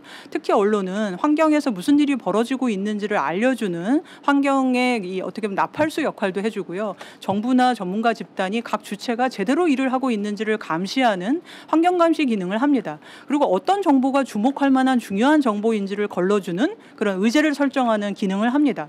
그래서 언론은 특히 이런 현대사회에서의 공중보건 재난, 이런 장기 재난에서 그 언제보다도 중요한 역할을 하고 있습니다. 유감스러운 것은 그동안의 제 조사에서 언론에 대한 신뢰는 30% 수준을 유지하고 있는 거죠. 그러니까 믿는다라는 분들이 10명 중에 3명 수준, 더 올라가야 되죠. 그래서 그러면 왜 그런가를 알아본 바가 있습니다. 응답의 질문에 답변이 되실지는 모르겠는데 어떤 기사가 우리의 신뢰를 위협하게 하는 거냐라고 할 때 이제 1번으로 제 기억이 맞다면 낚시성, 그러니까 사실상은 조회를 목적으로 하고 제목만 좀 선정적으로 하는 기사와 보다 더 중요한 대답을 받은 건 부정확한 사실을 사실인 양 이렇게 흐릿하게 보도한, 사실은 출처가 분명하지 않거나 여러 명의 그 전문가의 말씀을 담는 게 아니라 한두 명 내지는 그 분명하지 않은 그냥 관계자 이런 식으로 해서 기사를 쓰시고 그걸 사실로서 받아들이도록 하는 이런 기사가, 이 두 개의 기사가 우리들의 신뢰를 저해한다라는 대답이 있었습니다. 그래서 그런 점들 정도를 공유해 보겠습니다. 초반에 나왔던 건 다시 한번 질문드리겠습니다. 지금 코로나 팬데믹에 따른 여러 가지 그 트라우마랄까 이런 현상인데요. 일반적으로 봤을 때 우리 역사에서도 큰 여러 가지 집단적인 뭔가 심리현상을 겪었던 것들이 있을 겁니다. 가장 긍정적인 걸로는 제 기억으로는 월드컵 4강 빨간 몬 육했을 때는 아주 긍정적인 에너지가 집단적으로 영향을 미쳤던 게 아닌가 그렇고, 아주 우울하게 만들었던 또 하나의 집단적인 것은 세월호 참사 같은 이런 게 있었는데 맞습니다. 그동안에 이렇게 전체 국가 단위의 전체적인 차원에서의 집단적인 트라우마의 경험이라든가 그게 비추어 봤을 때 또 지금 이 코로나 팬데믹 상황에 대해서 뭔가 시사점을 얘기할 수 있다면 어떤 것이 있는지 듣고 싶습니다. 제 고민입니다. 아마 여기 계신 모든 분들께서도 고민하고 있는 문제가 아닐까 생각을 하는데, 국가적인 이런 큰 재난 상황에서 아무래도 이제 제가 공부할 때 스스로 공부를 하면서 야 이건 참 좋은 의미다라고 했던 문구가, 위기는 어떤 기관이나 주체가 예를 들면 총리가 어떤 선포를 한다든가 어떤 세계보건기구가 뭔가를 선포하는 이렇게 해서 시작될 수 있을지 몰라도 위기는 그 이름을 끝내기 위해서는 다수의 사람들에게 우리는 취약하다, 우리는 손실하고 있다, 우리는 잃어버리고 있다, 이런 마음이 없어질 때 그게 위기의 끝이다, 이런 표현이 있어서 저는 참 좋았습니다. 뒤집어 말하면 지금의 제 조사에서 나타난 결과들을 아우르면 아직 우리는 이 코로나19를 받아들이거나 충분히 공존할 수 있다고 본다든가 얼마든지 나는 통제할 수 있다고 보는 그런 자신감과 통제력이 아주 높은 것은 아닙니다. 그러나 아주 흥미로운 것은 우리 국민들은 생각은 그렇게 마음에 걱정과 우려가 있지만 해내신다는 겁니다. 예를 들면 마스크도 전 세계 어느 나라보다도 빨리 썼고 벗지 않았습니다. 여름에 마스크 대란을 겪거나 더위에 힘들어도 벗지 않았고 지금도 저희는 벗고 있지 않습니다. 이걸 저는 이제 효능감이라고 저희 분야에서는 말을 쓰는데 유익하다면 한다라는 이 자신감이 없어서는 대응이 안 되는 거죠. 그러니까 이 어마어마한 전 세계 390만 명 이상을 잃어버린 이 재난에서 우리 국민들이 보여낸 그 저력은 막 어떤 특정한 뭔가를 믿고 이런 문제가 아니라 문제를 해결해야겠다라는 실용적인 의지와 접근이라고 하는 것이 컸다. 이건 이 상황에서 우리가 얻은 소중한 자원이다. 다만 이제 걱정은 이미 다 말씀을 드렸습니다만 저도 제 속한 자리에서 노력을 해보고 싶은 게 어떻게 하면 탈락인 할 수 있을까? 그러니까 이 비난하거나 책임을 묻거나 아니면 싸잡는다고 우리가 표현을 하죠. 어디서 어떤 환자가 나왔다고 해서 그 지역 전체를, 그 집단 전체를 비난하거나 손가락질을 하는 이 문제를 어떻게 해결할 것인가. 왜냐하면 뒤집어 말하면 그만큼 우리 모두가 그런 잠재적 불안 속에서 한편으로는 그게 우리를 적극적으로 방역 행위를 하게 만드는 동력이 되었지만 근저에서는 주변에 대한 이 민폐가 될까 봐 걱정하고 두려워하느라 우리 일상이 위축되고 낮아지는 웰빙이 낮아지는 이 문제는 극복해야 되겠다 이런 생각이 들고 그래서 아까 델타 바이러스라든지 이런 말씀을 주셨었는데 기억하시겠지만 초기에 우리가 우한 폐렴이라는 표현도 있었고 이게 코로나19라는 이름도 있었고 지금은 인도발 변이라는 이름도 있었고 이제 이런 계속 또 이런 문제는 나올 터인데 그동안의 경험을 복귀하면서 어떻게 대해야 될 것인지에 대해서 끊임없이 논의하는 이 소위 협치라고 하죠. 숙고와 수기의 구조를 만드는 것이 한 명 한 명한테 잘하자라고 이야기하는 것보다 중요하다. 이게 제가 드리고 싶은 말씀입니다. 네, 뭐 인도 바이러스라고 하지 않고 델타 바이러스라고 부르는 의미까지 설명해 주셨는데 우리나라에서 오히려 한때 대구 뭐 이름까지 딱지 붙이게 했던 방송인이 그런 말까지 앞장서가지고 논란이 되기도 했었죠. 김종감님의 교육격차 관련 질문을 아까 이 교수님 좀 답을 주신 것 같고요.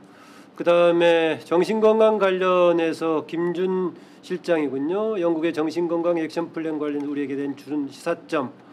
원시연님의 질문도 비슷한 건데요. 코로나 위기를 극복하고 스트레스를 완화하며 다시 평화로운 일상으로 회복하기에 국민 여러분께 법 제도적인 차원에서 도와드릴 수 있는 방법 추천할 수 있나요? 라는 질문입니다. 그러니까 제가 이제 학교에 있는 사람이고 실제 입법 활동이라든가 이런 걸 안 해서 아마 들으시면서 아이고 저 발언자는 구체성에서 부족하다라고 하시지 않을까 걱정이 좀 입법조사처가 입법도 지원하는 것이니까요. 그런데 이제 말씀을 드렸지만 저는 믿음이 제가 이제 의학자나 어떤 특정한 굉장히 분과 과학 전문적 과학을 하기보다는 사회적인 건강을 힘쓰는데 일하고 있다 보니 다시 원점으로 돌아가는 것처럼 느껴지실지 모르겠지만 좋은 제도와 법이 좋은 이 재난 회복을 돕는다라는 가정에 서 있습니다. 그래서 지금 해결해야 될 문제가 저는 성과라고 본 게 예를 들면 동선 공개를 초기에는 막 성 연령이 다 드러났었죠. 주소가 나오지 않았을 뿐이지 다 나와서 특정이 됐고 그걸 가지고 조롱도 했었고요. 걱정도 했었고 너무 저도 개인적으로 인정을 해야 되는 게 초기에 동선 공개가 너무 낱낱이 드러나는 걸 보면서 야 이거 큰일 나겠다라는 생각들을 많이 했습니다. 다행히도 지금 중간에 여러 국민들께서 혼란이 있다, 왜 충분하게 알리지 않느냐라는 지적들도 해주셨지만 결과적으로는 내가 그 경우가 된다고 생각을 해보면 이게 맞겠다라고 수용을 해주셔서 동선 공개가 이제 방역에 필요한 부분만을 알리도록 바뀌었습니다. 그리고 이제 너무 지나치게 오히려 공포를 조장할 정도로 쏟아지던 재난 문자도 개선을 했습니다. 이런 것들의 이 크던 작던 문제가 있다고 생각되면 수기를 거치고 공론화를 거쳐서 이걸 저희는 이제 패치워크라고 하는데 점진적으로 해결해 나가는 것도 한참을 지나서 보면 큰 변화가 되어 있을 것입니다. 그래서 지금의 점진적 변화에 아낌이 없도록 하자라고 하는 제도 개선이 있고요. 이게 왜 재난심리랑 내 질문하고 안 맞는다고 여기실 수도 있지만 저는 지금의 이 감염병 예방과 관리에 대한 법 또 관련된 여러 법들에서 조금이라도 국민의 이 권리와 사생활과 그러면서도 안전을 보장하는 보장하는 방향으로 조금씩 더 고쳐가야 된다라는 게 있고요. 두 번째는 말씀드린 것처럼 문제가 있어서 찾아가시는 분들에게 지원을 해주는 서비스도 있지만 좀 더 사전주의적으로 아까 너무 차장님께서 좋은 말씀을 주셨는데 또 질문에서도 나왔는데 어린아이부터 특히 주부들과 같은 그러니까 크게 드러나는 어떤 직업군이 아니라 할지라도 그런 분들 모두에게 사전 예방적으로 정신건강에 관련해서 이 체크리스트를 해보고 내 문제가 이제 외국에서 발표된 보고인데 코로나19로 자기 자신이 그런 정도로 스트레스가 높은 걸 모르고 지냈던 사람들이 굉장히 많았다라는 것입니다. 그러니까 모든 질병이나 문제는 사전에 발견을 해야 파급이 적습니다. 그래서 이런 차원의 서비스가 가능한 것이 재난지원금도 중요하지만 재난정신심리지원이라고 하는 것의 확대라고 하는 것이 이제 필요하다. 그리고 찾아가는 서비스 해야 된다. 예를 들어 치료하시는 분들은 정신건강 상담이나 이런 것들을 여러 개인 보호 때문에 이제 인접한 병원에 가서 양질의 서비스를 받게 되기도 하는데 시간 내기가 쉽지 않으십니다. 그래서 고위험 스트레스 군이라고 생각되는 경우에는 좀 더 접근성을 높이는 그리고 좀 더 익명성을 보장하면서 충분한 상담과 이 지원을 받으실 수 있도록 하는 환경 개선도 필요해 보입니다. 예, 지금 뭐 질문이 워낙 많아서 다 소화를 하긴 어려울 것 같은데 그중에 하나 특이한 질문이 하나 있어서 드리겠습니다. 이승현님의 질문입니다. 심리치료에는 여행만한 처방이 없을 것 같습니다. 라는 얘기인데 여행이요. 예. 여행만한 처방이 없을 것 같습니다. 라는 질문인데 그런데 또 여행은 또 움직임을 또 거리두기하고 또 어쩌면 상반된 측면도 있기 때문에 많은 사람에 대한 백신 접종 이후에 백신 여권을 들고 여행을 가는 희망을 기대해도 될까요? 언제쯤 가능할까요? 라는 질문인데요. 어떻습니까? 앞부분에 대해서 갑자기 질문을 주시니까 생각나는 게 제 조사에서 귀하가 코로나19로 정신적으로 힘들고 어려울 때 그걸 극복하도록 도운 게 뭐였냐라는 해외 문헌을 활용한 조사를 했었습니다. 초기에는 1번 대상이 가족이고 그리고 넷플릭스 같은 그런 동영상 시청이라고 하는 그러니까 혼자 보낼 수 있는 여가가 나오더라고요. 흥미로웠습니다. 예. 그리고 이제 이제 홈트처럼 집에서나마 이제 안전한 범위 안에서 산책 같은 방식, 즐기는 방식이 달라졌다. 그렇죠, 이거죠. 달라진 거죠. 그런데 더욱 흥미로운 것은 올해 초에 조사를 다시 같은 문항으로 했더니 이제 백신이 나오더라고요. 그래서 이제 여행만 한 게 없다라는 말씀에 전적으로 동의를 하지만 여행 전에 아마도 아까 제가 말씀드린 안전을 우선하는 우리 사회의 관점에서 보자면 여행과 아니면 어떤 장거리 이동 그리고 가족이나 소중한 사람들과의 자유로운 여가를 위한 안전장치라고 하는 게 일단은 좀 더 얘기가 돼야 될 것 같고 그러기 위해서 안전한 백신 소통과 안전한 그 확실한 어떤 안정적인 백신 수급이라고 하는 것이 마련돼야 될 것 같은데 여행이 갖는 효과는 너무 커서 정말로 크고 많은 문헌들이 뒷받침을 하고 있습니다. 그저 떠나는 것 자체만으로도 일을 내려놓는 것만으로도 이 치유의 효과가 있습니다. 그런 점에서 이제 접종이 많아지게 될 때 그런 당시의 방역의 상황이 그래도 될 만한 안전한 상황일 때 이 백신 여권의 도입이라고 하는 문제는 뭐 저희들이 전문가들이 말하지 않더라도 모든 국민들의 목소리를 타고 올라오게 될 것이다. 근데 아시다시피 아마 질문하시는 선생님께서 저보다 더 관련된 배경 지식을 가지고 계실 거라는 확신이 드는데 이게 이렇게 간단한 문제는 아니었던 것 같습니다. 상호주의라는 문제도 봐야 되고 아주 중요하게는 지금 변이 바이러스가 해외 유입을 통해서 이제 드러나고 있는 점들이 있는 만큼 지금은 이 방역의 관점에서도 이 문제를 같이 봐야 된다 이런 생각이 듭니다. 네, 방역 관련해서는 각 개별적으로 뭔가 공동체 의식을 가지고 연대하는 방식의 참여들도 있지만은 법 제도적인 차원에서의 통제를 통해서 이루어지는 그런 제약들이 있습니다. 그러다 보니까 유럽 국가들에서는 개인적인 자유가 많이 제한이 돼서 지난해 나왔던 이코노미스트 EIU 민주주의 지수에 따르면 유럽 국가들이 대거 풀 데모크라시에서 하락을 많이 했어요. 덕분에 아시아 몇 개 국가들이 위로 올라가기도 했는데 이런 것에 대한 통제가 미치는 그런 개인 생활에 대한 제약 불가피하다고 보십니까? 어떻습니까? 아주 어려운 문제이시고 국제 비교와 국제 연구에서 꼭 다루어야 할 주제이신 것 같습니다.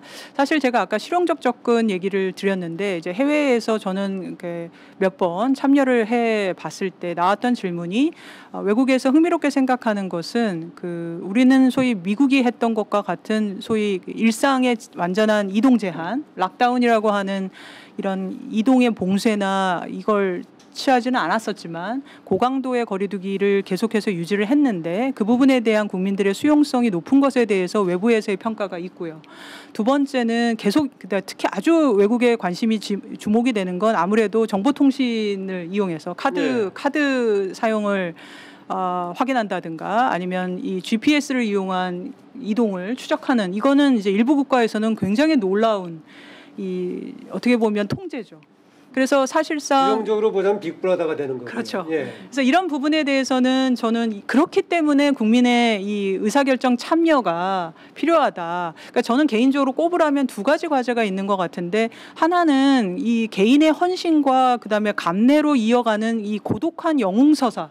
방역을 고독한 개인 영웅들로 방역 사령관론으로 가져가는 것을 어떻게 우리가 극복하고 제도와 시스템의 힘 그리고 협력과 연대의 힘으로 해결해 나갈 것이냐라는 과제가 있다면 두 번째 과제가 바로 지금 주신 것처럼 우리는 그게 어떤 정부 내가 지금 당장 지지하는 정부든 지지하지 않는 정부든 그런 어떤 상징주의적인 정치를 벗어나서 우리의 안전과 안전 속에는 정보 안전도 있고 정보 그다음에 이 개인 인권 안전도 있고 사생활 안전도 있지 않습니까? 바이러스로부터의 안전도 있지만 이거를 균형적으로 어디까지 우리가 수용할 수 있을 것인가라는 사회적 수용성의 수준의 결정은 소수에 의해서 절대 이루어지지 않는다. 그래서 이 부분에 수기 구조를 만들고 지난 경험을 복귀하는 바로 그 자리에 누구의 눈에는 비전문가지만 사실상 당사자입니다. 그래서 당사자인 다양한 국민 주체들이 참여할 수 있어야 한다라는 말씀을 드리고 싶습니다. 예, 뭐 이제 한참 더 논의를 해야 될 시간 같은데 속사포처럼 진행이 되어 와서 오늘 포럼을 지금 마무리를 해야 될 좀 시간이 된 것 같습니다. 오늘 강조해 주신 점 이게 단기적으로 급성 질환을 치유하는 방식이 아니라 지속적으로 우리가 뭔가 새로운 변화된 삶에 대한 대응이 필요하다. 그 중에서 이제 위험사회 문명과 더불어서 동시에 진행이 된 문명의 양면성이기도 합니다만은 안전을 우선에 두는 여러 가지 가치와 정책들을 강조해 주셨는데요. 어쨌든 우리가 지금 코로나19에서 급작스럽게 맞닥뜨린 이 여러 가지 어려운 상황, 개인과 사회가 회복하는데 어떤 점을 좀 주목했으면 정책적으로 어떤 것을 좀 주문하고 싶다면은 강조 말씀 주시면서 오늘 마무리 말씀 듣고자 합니다. 예, 저도 막 한참 조사와 연구를 하고 있는 입장이라 이제 명사의 어떤 초청의 자리에 걸맞지 않은 부족한 면이 많이 있습니다만 한 가지 먼저 약속을 드리는 것은 메르스 때 제가 반성한 점이 많았습니다. 공중보건학자로서. 그래서 이번 코로나19에서는 조금 더 빠르게 조금 더 적극적으로 이해하겠다라는 마음을 먹고 나름대로 해왔던 것인데 지금 조사를 해보면 나오지만 이 코로나19 장기화의 피로감이 너무나 높습니다. 피로감이라는 말은 우리가 뭘 의사결정하거나 새로운 거를 시도하게 하는 그 에너지를 떨어뜨리죠. 그러나 지금에야말로 여전히 이 코로나가 이 현재 진행형인 위기 속에서 한 가지 나누고 싶은 마지막 말은 우리의 삶의 변화가 바이러스의 변화의 속도보다 빨라야 된다. 우리가 새로운 생존의 조건을 빨리 찾아야 된다. 새로운 사회적 계약들을 더 많이 만들어야 된다. 그게 이제 어렵게 느껴지는 뉴 노멀. 저는 그 말이 좀 어려웠었거든요.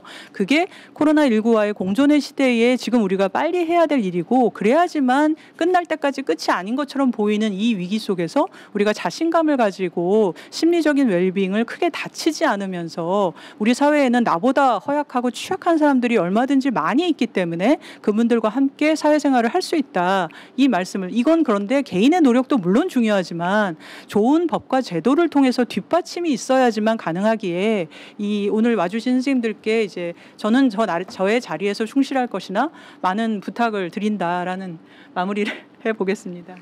이명수 교수님 고맙습니다. 감사합니다. 네, 고맙습니다. 마지막으로 그 뉴노멀 말씀하셨는데요. 지금 우리 코로나가 일회성 급성 질환 치유로 해결되는 것이 아니라 뭔가 우리 사회 구조도 같이 달리 생각해보는 계기를 만들었다. 네, 오늘 이명승 교수님 말씀 고맙습니다. 마지막으로 말씀 주셨던 그 뉴노멀 정말 코로나19가 급성 질환처럼 한번 왔다가 치유될 수 있는 그런 병이 아니라 우리의 삶을 근본적으로 다시 한번 돌아보게 만들었다라는 것입니다. 안전의 가치를 우선 두자. 집단 면역을 통해서 회복이 되더라도 이제 삶의 방식을 바꿔야 될 것이다. 사회적인 신뢰를 한번 다시 한번 우리가 돌아보게 되고 연대의식 마찬가지입니다. 위험사에 대해서 안전의 가치를 우선에 두자는 말씀 고맙습니다. 바이러스의 변이 속도보다 우리의 삶을 새롭게 바꾸는 것이 먼저 빠르게 적응해야 된다는 것도 굉장히 주목할 만한 부분입니다. 다음 7차 시선과 논단은 국가전략으로서의 자치분권과 균형발전이라는 주제로 하게 됩니다.